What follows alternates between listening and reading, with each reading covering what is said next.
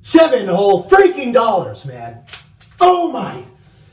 Oh, hey. Oh, hold on. I see that you are awake now. Huh. Well, I guess I'll have to restart the whole diatribe then. Maybe even cut it short a little bit in case you fall back asleep. Now, okay, well, we're going to start with a quote here.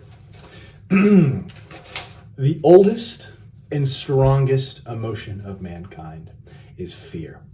And the oldest and strongest kind of fear is fear of the unknown. This is a quote from H.P. Lovecraft's essay titled Supernatural Horror in Literature. And it fittingly describes what fear is in a compendious manner. Well, now that's just if you're talking about the little quote I read out, which is how he starts the essay. The rest of the essay is what I'd call sesquipedalian rigmarole.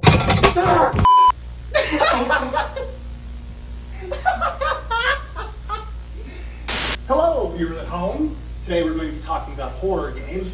We've got some criteria on here, broken down into subcategories: general engagement, immersion, fear factor, all broken down. We'll get to it in a bit. I have to quickly move my friend into a bit of a different location. So let's just stop this now.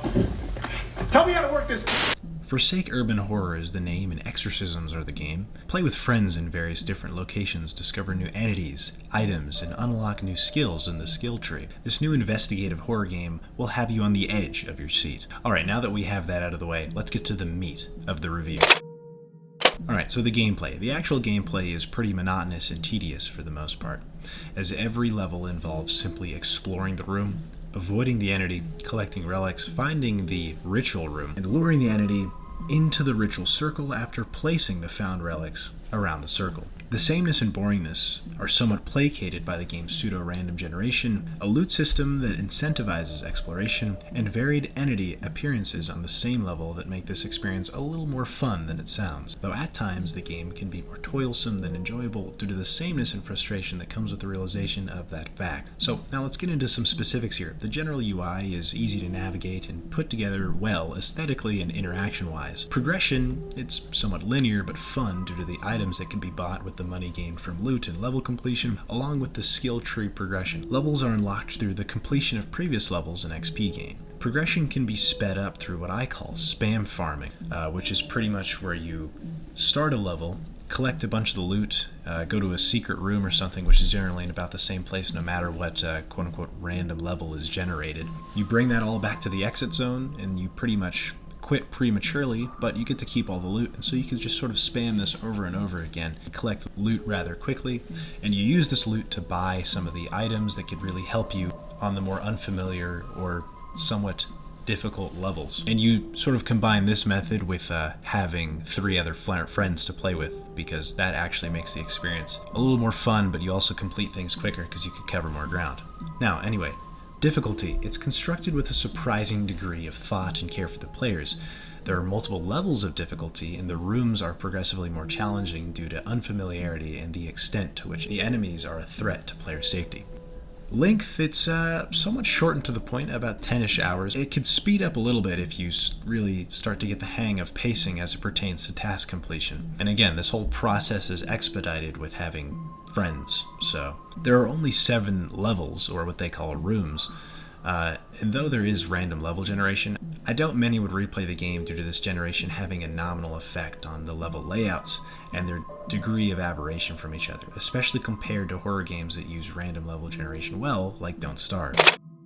The immersion in this title is unfortunately short-lived due to the rigid animations that are all pretty similar, forced mouse to item movement, and the aforementioned tedious sameness that perdures throughout the whole game. The saving grace would be the soundtrack and overall atmosphere brought about by the map design, soundtrack, and certain sound effects. Thomas Pilling's soundtrack is ominous and piques foreboding in a way that many soundtracks fail to do. It is difficult to describe, and this isn't a freaking essay, so just listen to this clip.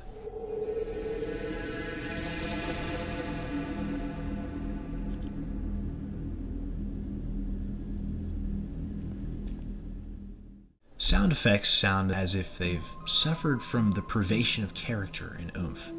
Certain essential sounds are missing or surrogated with other not-so-fitting sounds. I mean, listen to this clip. There is literally no jumping sound effect.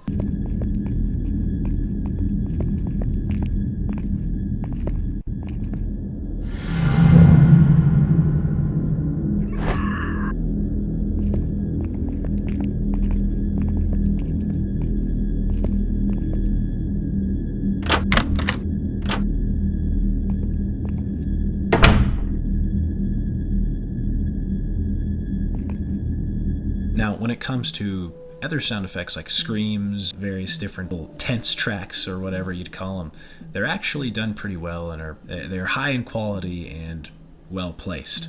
So that's a bit of a bump, but overall the sound effects are nothing to rave about. The atmosphere is germane, memorable, and fear-inducing. The lighting, level design, color palette, entity design, soundtrack, and certain sound effects all come together to create a dark and mysterious atmosphere. It's similar to a really well-developed Roblox game called The Mimic.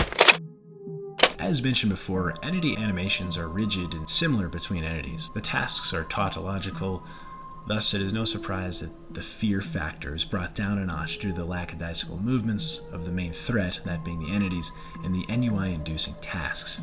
Entities overall are trite, with, a couple of exceptions. Entities like Doctor and Clown are terribly banal in design, as they are nothing new in any form of horror and are borderline oversaturated in appearance rate in terms of the actual overall design and everything. It doesn't help that the animations for different entities are unvaried. Though, like I said before, there are some cool looking entities like the Reaper and Slappy who are interestingly designed and unique in terms of lore, gameplay, and aesthetic. And even the entities that aren't very well designed in terms of originality and such are still fitting, so, it's not that bad. But it is a little bit disappointing. Now, when it comes to overlapping elements, like, the whole atmosphere, specifics like the soundtrack and level design, it does kick up the fear factor a notch and help sort of maintain a degree of momentum from the first 30 minutes, and sort of carries it throughout the game to a degree. Despite the seemingly captious rapprochement, this game receives a score of 3 Australian Mediguns out of 5, which is okay. This game is still somewhat fun, especially with friends. The atmosphere and progression definitely carry this rating for sure, and it's a game I would really only recommend buying on sale. And it's one of those that if you don't play a ton of horror games, it's not a bad one to sort of start with. It definitely has its cool, unique components, but overall it's nothing special. So with that, I'll leave you guys alone. See ya.